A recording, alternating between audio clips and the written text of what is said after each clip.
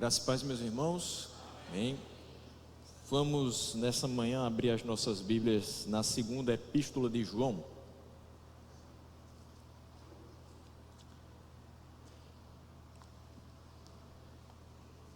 Segunda epístola de João, lá no finalzinho. Você voltando, tem Apocalipse, Judas, terceira epístola, segunda.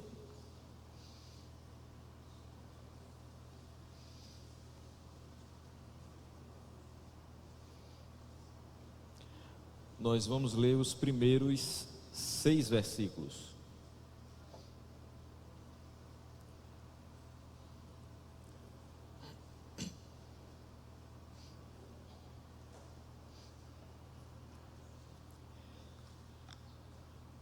À medida que você for achando, por gentileza, se coloque de pé para que a gente faça a leitura das Escrituras.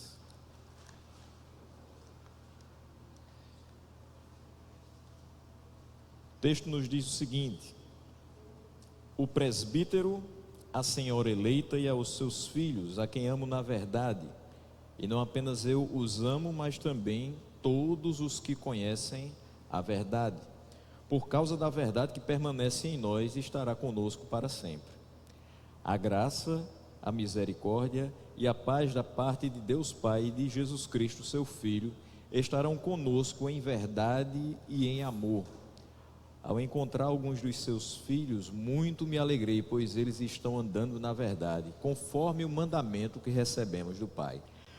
E agora eu lhe peço, Senhora, não como se estivesse escrevendo um mandamento novo, mas o que já tínhamos desde o princípio, que amemos uns aos outros.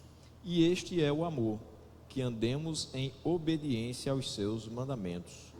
Como vocês já têm ouvido desde o princípio, o mandamento é este, que vocês andem em amor. Amém? Oremos. Senhor nosso Deus, nós te damos graças por mais uma vez poder estar reunidos em teu nome e considerando a tua palavra, que esses 6 versículos possam produzir edificação no nosso coração nessa manhã, que nós saímos daqui de posse de antigas verdades que seremos relembrados, como já uma vez nos foi dito, como já várias vezes nos foi dito, que possamos andar em amor. Assim nós te oramos, agradecidos em nome de Jesus. Amém. Os irmãos podem se assentar, permaneça com sua Bíblia aberta nesse texto. Certamente os textos que eu citarei fora dessa porção estarão aqui sendo apresentados. Interessante, não sei como está aí a sua versão, mas na minha sempre utilizo a NVI. A primeira linha só tem uma expressão: o presbítero. Depois começa todo o texto. O autor, João, se identifica como presbítero, apenas isso. Interessante que se a gente for para as cartas de Paulo, lá vai ter, né? Apóstolo de Deus pela vontade de Cristo Jesus aos irmãos de determinada localidade. Mas aqui João fala apenas o presbítero. E o destinatário é apenas a senhora eleita e os seus filhos. Também muito diferente. Nós não temos aqui a colocação de uma cidade, de um estado, de uma nação. Apenas a senhora eleita e os seus filhos. E essas palavras são apropriadas para designar um relacionamento de amor mútuo entre o autor e o destinatário, porque o autor tinha responsabilidade pastoral para com o destinatário. É interessante que quando João coloca o presbítero, a senhora eleita, e nós vamos considerar a senhora eleita como uma referência à igreja local e os seus filhos como uma referência aos membros dessa igreja local, o presbítero tem responsabilidade pastoral para com a igreja. E essa responsabilidade é toda ela exercida em amor.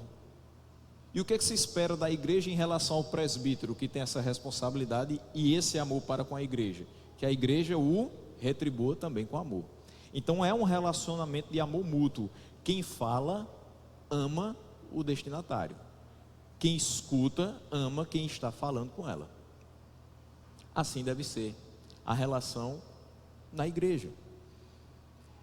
E quando a gente parte para o versículo 1, analisando cada partezinha dele, a gente percebe que João, você pode dizer, mas João era apóstolo e não presbítero.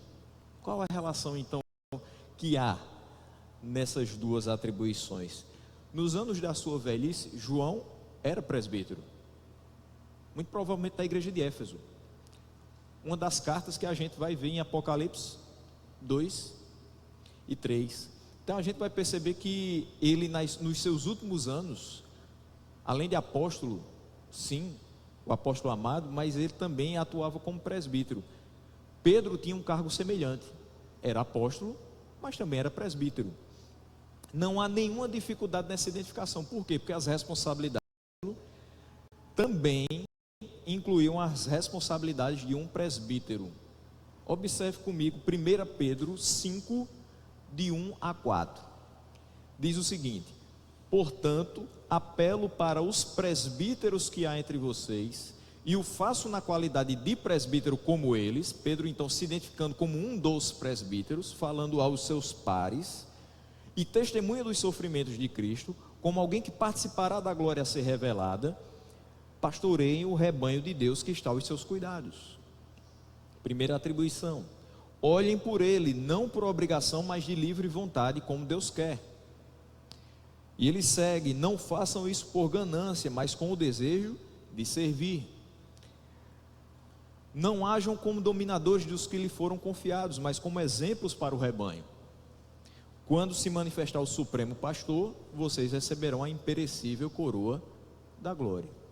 Então João, como apóstolo, deveria fazer tudo isso, as mesmas atribuições de um presbítero: olhar pela igreja, cuidar da igreja, pastorear essa igreja, de livre vontade, com o coração aberto para amar aquela igreja, com o desejo de servir, não agindo como dominador dela, mas sendo um exemplo para os irmãos daquele rebanho, para que quando se manifestasse o Supremo Pastor, Deus, ele pudesse receber a imperecível coroa da glória.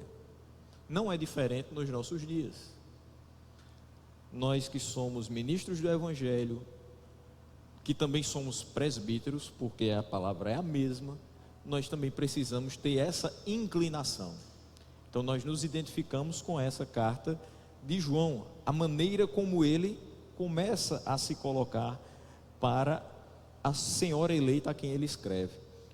Alguns consideram que essa expressão senhora eleita e a expressão similar que vai ter lá no versículo 13, os filhos da sua irmã eleita, finalzinho dessa segunda carta, eles são uma metáfora para a igreja, embora em nenhuma outra parte da escritura nós vamos ler senhora eleita. É a única parte que a gente vai ter essa expressãozinha, senhora eleita. No entanto, é verdade que uma igreja é referida como aquela em 1 Pedro 5,13. Olha o que é que diz: aquela que está em Babilônia, também eleita. Veja aí como se encaixa. Envia-lhes saudações e também Marcos, meu filho. Aquela que está em Babilônia, quem? A igreja que está em Babilônia, que também é eleita, ou seja, uma senhora eleita tanto quanto essa que João se refere. Envia saudações e também Marcos, meu filho. A igreja em Corinto é comparada a Eva, de quem se afirma estar desposada com um único marido. Isso vai estar lá em 2 Coríntios 11, 2 e 3. De modo semelhante, a igreja universal, não essa nossa aqui, mas a igreja formada por todos os cristãos de todas as épocas que foram chamados a fazer parte do corpo de Cristo, é chamada de uma noiva em Apocalipse 19, versículo 7. Olha o que é que diz esse versículo: regozijemo-nos, vamos nos alegrar e dar-lhe glória, pois chegou a hora do casamento do Cordeiro, e a sua noiva já se aprontou. E também é referido como uma mulher em Apocalipse 12, do 1 ao 6, e como uma noiva adornada para o seu esposo em Apocalipse 21, 2. Então a gente percebe que em todas essas referências do Novo Testamento, a igreja vai sendo sempre comparada a uma figura feminina. Porém, olha o que a gente vai ter também no Antigo Testamento. A nação de Israel era vista como uma noiva, em Isaías 62 e versículo 5. Então esses exemplos oferecem um precedente conceitual para a senhora eleita representar a igreja. Não há dificuldade interpretativa para que a gente considere senhora eleita como sendo a igreja. A igreja do Senhor, a senhora eleita, é formada pelos eleitos do Senhor, por aqueles que foram lavados e remidos pelo sangue do Cordeiro. É formada por aqueles que foram regenerados para ser parte integrante desse povo. E a igreja precisa ter um caráter imaculado. O que isso quer dizer? Santo. Precisa ter um caráter santo. E por amar a igreja, João deseja que ela permaneça santa. Veja o que ele diz aqui: a quem amo na verdade. Ele ama a igreja, a senhora eleita, e ama os seus filhos. Quem são os seus filhos? São os membros dessa igreja. E ele diz: a quem amo na verdade. João não está querendo fazer média com aqueles irmãos, ele os ama na verdade. E se eu amo a igreja, eu tenho a inclinação de querer que ela permaneça no caráter santo, como o santo é o Senhor dessa igreja. O amor pela igreja se deve ao fato de ele saber a quem pertence a igreja, meus irmãos, a Deus. A igreja tem um dono. Se eu amo a Deus, eu amo a sua igreja, a sua noiva, a sua senhora eleita. E ele diz: não apenas eu os amo, mas todos os que conhecem a verdade. Ele tem uma responsabilidade para com a igreja, por isso ele a ama, principalmente também por quem ela pertence. Mas é só responsabilidade de João, do apóstolo, do presbítero amar a igreja? Não. Eu fiquei muito feliz quando Graciano falava aqui a respeito disso, que é responsabilidade de todos cuidarem e zelarem e amarem a igreja, através do seu comprometimento, através da sua oferta missionária, através da sua presença, através do seu entusiasmo. A igreja do Senhor precisa ser zelada, porque ela pertence a Deus, ela proclama o nome de Deus e ela tem como objetivo a glória de Deus. Tudo o que ela faz é em amor e em dedicação a Deus. E às vezes nós chegamos a ser reputados como chatos, repetitivos, quando nós insistimos em trazer conscientização ao povo de Deus sobre a necessidade e a importância da participação ativa de todos os membros naquilo que é proposto para a vida da igreja. Mas é porque, assim como nós amamos a igreja, nós esperamos que vocês também amem a igreja.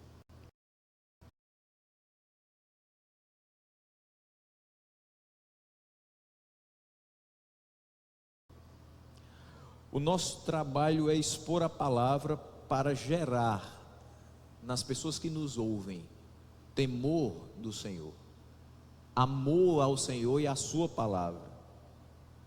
E isso gere nos corações amor pela obra do Senhor e faça com que você caminhe em direção a fazer a vontade de Deus expressa na sua palavra. Que você não retroceda, que você não encolha as suas mãos para ajudar a obra do Senhor a ser levada mais distante do que nós.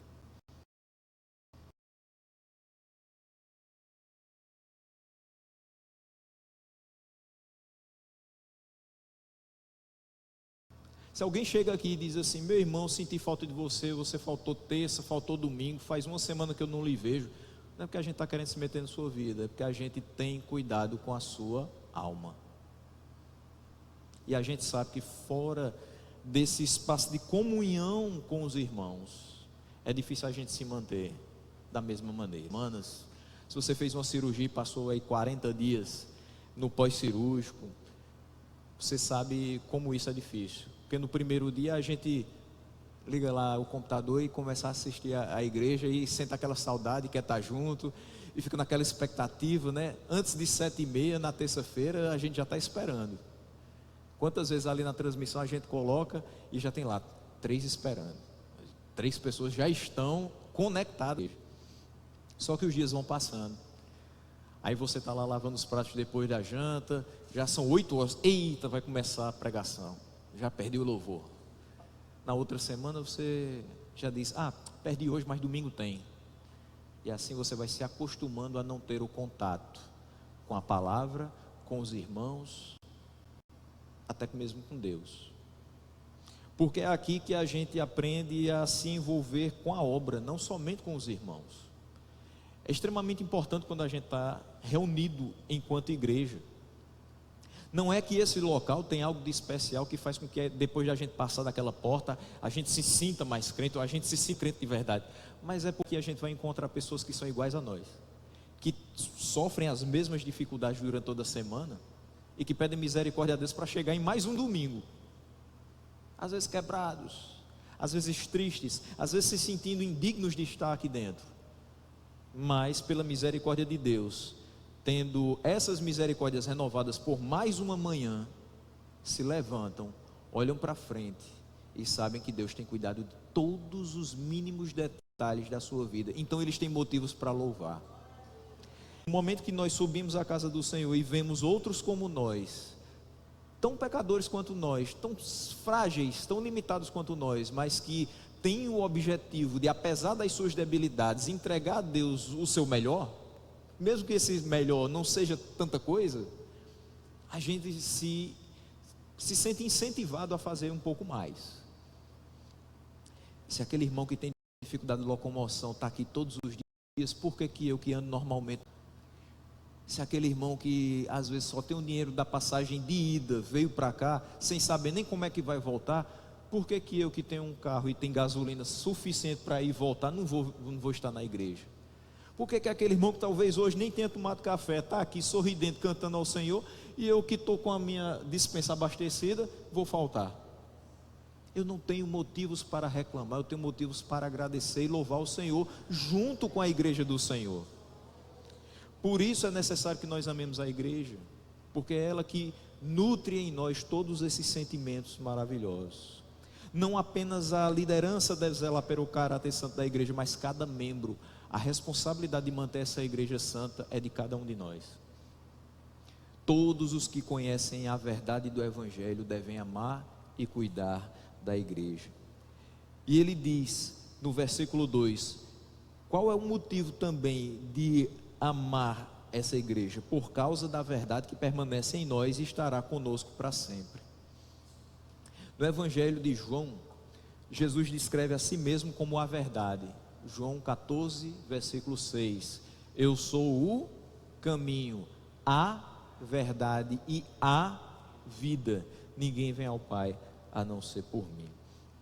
A verdade que permanece em nós e estará conosco para sempre é Jesus. A gente cantou isso agora há pouco, né? Ele habita em nós e estará em nós para sempre. É bom quando a gente canta uma verdade, quando a gente sente que isso é verdade na nossa vida, quando a gente percebe que de fato Ele está conosco sempre. Nesses últimos dias de junho tem chovido bastante, e a gente percebe que Deus está conosco, inclusive nessas chuvas.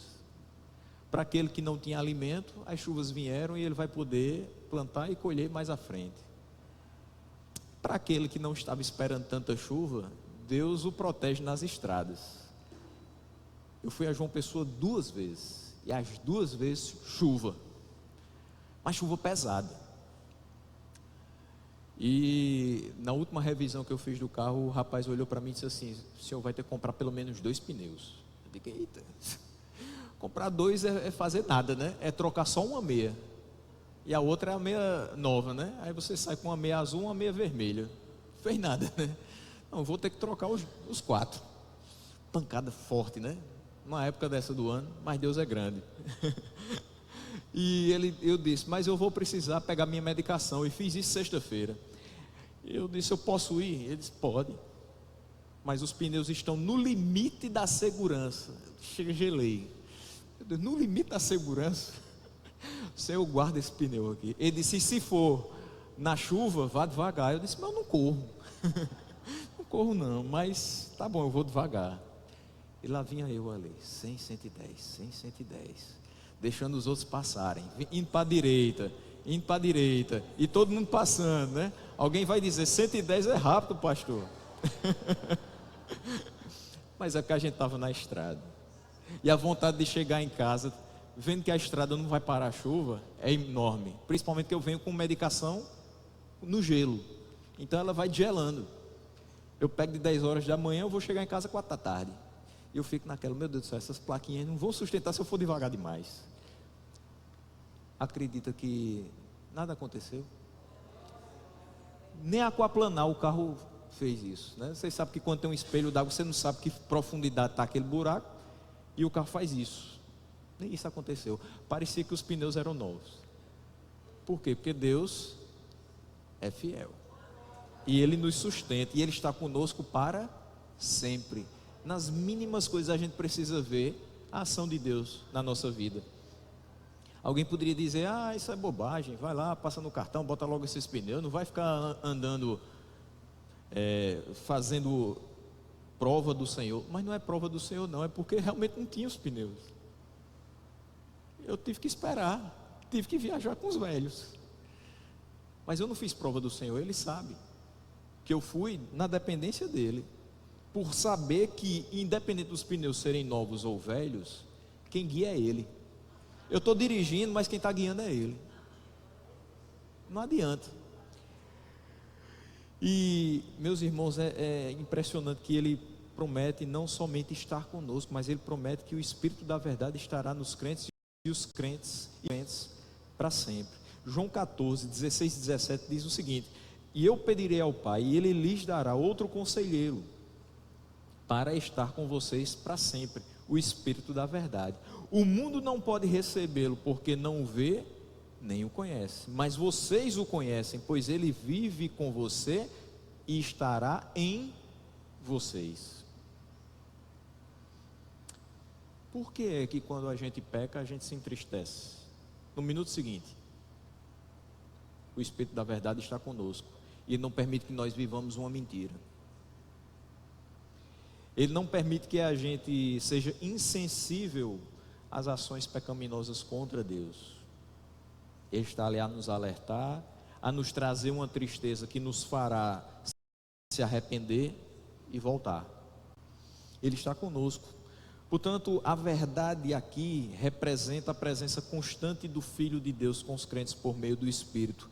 João ama a igreja, ama os membros dessa igreja, porque ele sabe que essa igreja pertence a Deus, e ele sabe que a verdade, ou seja, o Senhor dessa igreja permanece com ela para todo o sempre. É isso que deve estar no nosso coração quando nós pensarmos em igreja. Versículo 3, ele diz: a graça, a misericórdia e a paz da parte de Deus, Deus Pai, e de Jesus Cristo, seu Filho, estarão conosco em verdade e em amor. João começa a sua saudação com a menção às ricas bênçãos cristãs de graça e paz. A gente se cumprimenta, né? Graça e paz, meu irmão. Graça e paz, meu irmão. O que isso quer dizer? O que estamos querendo desejar ao irmão? Que as ricas bênçãos de Deus recaiam sobre ele, que a graça e a paz do Senhor estejam na vida dele. Mas ele acrescenta a misericórdia também. A fonte dessa graça, dessa misericórdia e dessa paz bendita não é outra senão o próprio Deus, que é a verdade e é também o amor. A gente viu que João 14,6 diz que ele é a verdade, mas 1 João 4,8 diz que Deus é amor. Vamos analisar cada uma dessas três bênçãos nessa manhã também. A graça de Jesus, ela nos alcançou. Todo final de culto a gente escuta a mesma saudação: que a graça de nosso Senhor e Salvador Jesus Cristo.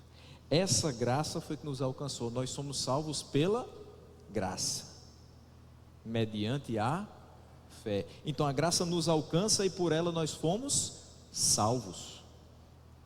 Ela nos traz o suporte necessário para resistir aos dias maus, sem que nós desfaleçamos, sem que cedamos às tentações. É por isso que a gente criou até no nosso evangeliquez a expressão: hoje o dia está só a graça. Porque é só pela graça que a gente consegue resistir aos dias mais difíceis, aos dias que trazem maiores desafios para nós. Sem a graça de Deus não dá para viver no mundo que nós temos hoje. Dá? Não dá. Quando a gente vê cada dia uma manifestação do mundo contra a igreja, das ideologias contra a igreja, se não for pela graça, a gente vai sucumbir. Até porque, como eu sempre tenho em mente, nem tudo é absurdo nesse mundo. Às vezes a gente encontra sentido em alguns discursos e a gente começa a se aproximar deles. Esse é o grande perigo. O diabo não se apresenta com chifrinho e com tridente. Às vezes ele está até bonitinho, mas quando a gente chega perto, a gente sente o cheiro do enxofre.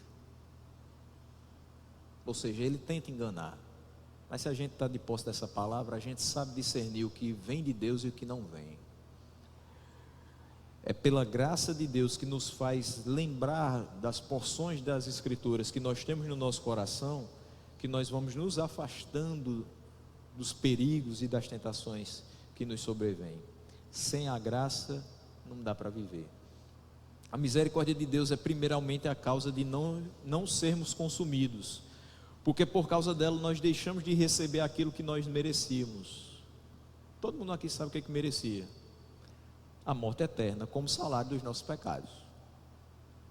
Mas por misericórdia Ele não nos dá isso. A misericórdia é o que garante a clemência de Deus diante dos nossos erros. Nós erramos, mas pedimos perdão a Ele, e Ele por misericórdia nos perdoa. Mas não somente a clemência de Deus diante dos nossos erros, mas a confiança para recomeçar a jornada cristã após os nossos tropeços. Porque quantas vezes nós erramos, pedimos perdão, sabemos que Ele nos perdoa, mas o erro continua a nos martirizar, martelar na nossa cabeça. Ele diz: eu já te perdoei, das tuas iniquidades eu não mais me lembro. O sangue de Cristo nos justifica diante de Deus Pai. Mas a gente continua dizendo assim: mas naquele dia eu errei feio demais. Não sei se eu posso tomar Santa Ceia depois daquilo. Aí Paulo vem no texto de 1 Coríntios 11 e diz assim: examine-se, pois, o homem a si mesmo.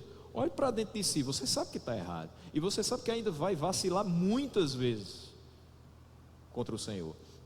Mas ele diz: e tome do pão e beba do cálice. Você reconheceu, o que é que você tem que fazer agora? Mudar, se corrigir. Você sabe que está errado, você já se examinou, você sabe que continua praticando algumas coisas que precisam estar fora da sua realidade, mas Ele te dá confiança de você seguir o caminho. Você não vai ficar preso naquele erro, você não vai ficar preso naquele pecado. A misericórdia faz com que a gente recomece a jornada cristã após os tropeços. Eu errei, mas Ele me perdoa e me faz chegar aqui e assentar à sua mesa. Eu me examino e eu como do pão e eu bebo do cálice. Ele não quer que a gente fique 6 meses, 1 ano sem tomar ceia, porque está se martirizando por pecados passados. Ele quer que a gente confesse e deixe para alcançar misericórdia e continuar a caminhada. Ao cometer o pecado de hoje, não se martirize por ele durante o resto da sua vida. A misericórdia de Deus nos garantiu o perdão de pecados, e isso não aconteceu hoje. Mas onde? Está aqui atrás de mim. A representação aconteceu na cruz.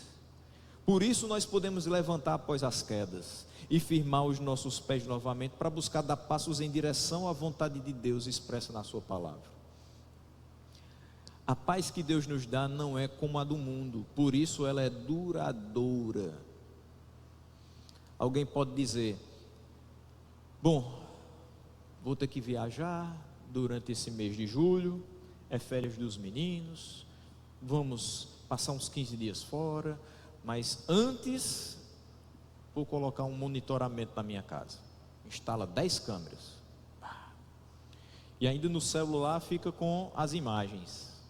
Onde o Wi-Fi alcançar, as imagens estão lá no seu celular. Agora eu estou seguro. Agora eu estou em paz.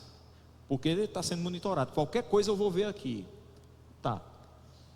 O canto mais perto do mundo que você pode ir aqui de férias, João Pessoa. De João Pessoa para cá, dá quase 2 horas. Você vai fazer o que se o ladrão entrar?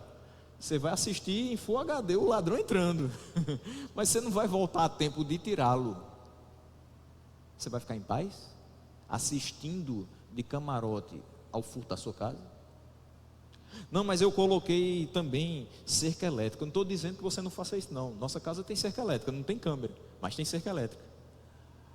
Aí você colocou a cerca elétrica e disse: não, não tem nada não. Se o ladrão entrar, ele toca e cai, porque a descarga vai ser grande e ele não vai entrar na minha casa. Você já viu alguns vídeos na internet de gente cortando cerca e entrando? Eles são astutos, como o pai deles é. Porque quem faz um negócio desse é um filho de Satanás. Porque você sua, você luta, você se esforça para ter um pouco que você tem. E alguém vem e toma. E o seu coração não fica em paz. Se estiver olhando para essas coisas temporárias, que vão facilmente, o nosso coração nunca vai ter paz. Não é a segurança eletrônica que vai trazer paz ao seu coração. Não é um salário a mais que vai trazer paz ao seu coração. É você descansar na providência e na proteção de Deus. E isso traz paz ao nosso coração. E a paz que Ele dá é duradoura. As adversidades vêm e vão e nós continuamos em paz. As pessoas que seguem o curso desse mundo têm momentos de tranquilidade. Momentos. Mas paz verdadeira só tem quem está com Deus. E essa paz é benéfica porque ela faz bem a mim e me impulsiona a buscar paz com todos ao meu redor. Eu não posso descansar enquanto eu não estiver em paz com todos ao meu redor. Porque no que depender de vós, tem de paz com todos os homens. No que depender de vós. Aí às vezes você diz assim: tá bom, já pedi desculpa. Se ele não quiser, problema dele. Não, corra atrás. Até que você sinta que de fato o seu coração e o coração da outra pessoa estão livres, libertos daquele peso. Os dois estão em paz. Por quê? Porque a paz que está reinando entre aquelas pessoas é a paz de Deus. E a gente pode dizer assim: fique em paz, vá em paz, está tudo tranquilo. A paz de Deus é confortante, porque independente dos momentos críticos pelos quais estejamos passando, nós sabemos que Ele está conosco, a nos fortalecer, a nos encorajar, a nos estimular a caminhar um pouquinho mais, não nos guiando pelo nosso coração, mas pela mão do Senhor. Se eu estou precisando fazer uma cirurgia e eu estou com medo dessa cirurgia, alguém chega em você e diz assim: Deus está com você. Você só falta ir correr para o médico e diz: pode abrir agora, fica à vontade. Deus está comigo, eu não tenho medo mais não. Se Deus está comigo, eu enfrento qualquer coisa. Você fica destemido, porque sabe que Ele está com você. Você é encorajado pelo fato de saber que Ele está com você. Hoje eu vou dormir sozinho nessa casa enorme. Meu Deus do céu, todo mundo saiu, eu estou sozinho. Tem gente que tem uma fobia de dormir sozinho, né? Aí você é fortalecido pelo simples fato de saber que você não está sozinho. Você está sozinho na sua casa, mas está você e Deus. Ele guarda você. E Ele é uma companhia melhor do que várias. Porque tem gente que lhe visita em casa e quando chega dorme. E você não tem com quem conversar. E com Deus você tem uma linha direta 24 horas por dia, 7 dias por semana, até o último dia da sua vida. Conversa mais com Ele. Se a nossa vida está nas mãos de Deus, nós ficamos em paz. A paz de Deus não se acaba ou se perde por qualquer circunstância. Fechando, meus irmãos, versículo 4 até o versículo 6. Ao encontrar alguns de seus filhos, muito me alegrei, pois eles estão andando na verdade, conforme o mandamento que recebemos do Pai. E agora eu lhe peço, Senhora, não como se estivesse escrevendo um mandamento novo, mas o que já tínhamos desde o princípio, que amemos uns aos outros. E este é o amor, que andemos em obediência aos seus mandamentos. Como vocês já têm ouvido desde o princípio, o mandamento é esse, que vocês andem em amor. O presbítero e a senhora compartilham a alegria de ver os membros da família dela permanecerem fiéis à verdade. Acho que com a mesma intensidade que nós sofremos por ver membros da família de Deus errando, com essa mesma intensidade nós nos alegramos em vê-los acertar. Eu estou tentando não olhar muito rede social ultimamente, porque esse período dói. Vocês sabem do que eu estou falando aqui. Pastor Rony já citou aqui em outra pregação a respeito desse tempo. E às vezes essa ausência faz bem ao nosso coração, porque a gente sofre quando percebe que alguns estão se abrindo para determinadas coisas que não fazem parte da vida do cristão. Como durante boa parte do ano passado eu tive a oportunidade de conversar com os jovens, o evangelho é contracultural.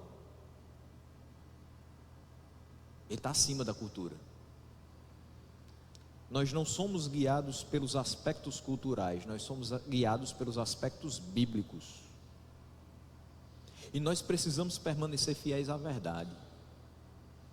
A gente não tem que colocar na cabeça, Deus vai continuar fiel, independente de eu ser fiel ou não, porque Ele não pode negar-se a si mesmo, certo? Mas você precisa procurar ser fiel. Da mesma forma que eu não posso colocar na minha cabeça que se eu pecar, eu posso confessar os meus pecados e Ele é fiel e justo para me perdoar os pecados. Só que aí eu cometo pecado de novo. Aí eu vou confessar, pedir perdão, aí Ele me perdoa, aí eu faço de novo. Porque eu tenho que confessar e deixar. Senão não alcanço misericórdia. Eu vou em algum momento ter minha mente cauterizada.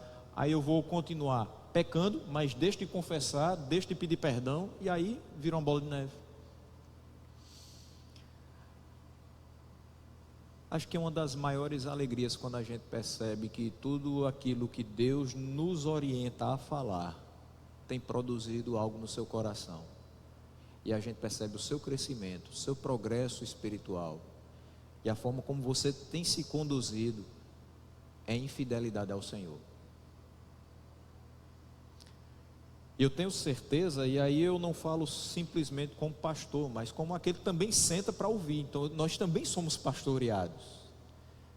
E enquanto membro dessa igreja, eu também me alegro de ver que os que nos lideram também têm se conduzido em fidelidade ao Senhor. Ou seja, quando eu digo aqui que o presbítero e a senhora compartilham a alegria de ver os membros da família dela permanecerem fiéis à verdade, nós pastores nos alegramos de ver os membros da igreja fiéis à verdade do evangelho. Mas a igreja também se alegra em perceber que os pastores estão caminhando em fidelidade à verdade do evangelho.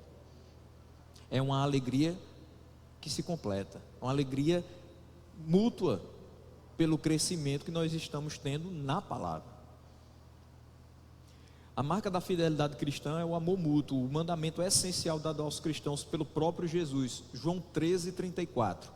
Um novo mandamento lhes dou: amem-se uns aos outros, como eu os amei, vocês devem amar-se uns aos outros. Por isso que ele fala aqui no versículo 5: agora eu lhe peço, Senhora, não como se estivesse escrevendo um mandamento novo. Isso aqui não é novidade para vocês, no evangelho eu já escrevi. No evangelho eu já falei que o mandamento que é dado pelo Pai é o qual? Amem-se uns aos outros. Vocês já sabem que tem que se amar. Vocês já tinham isso desde o princípio da vida cristã de vocês. As primeiras questões que vocês aprenderam foi o amor mútuo. A alegria de João se completa ao perceber que muitos dos filhos da senhora eleita estão andando na verdade.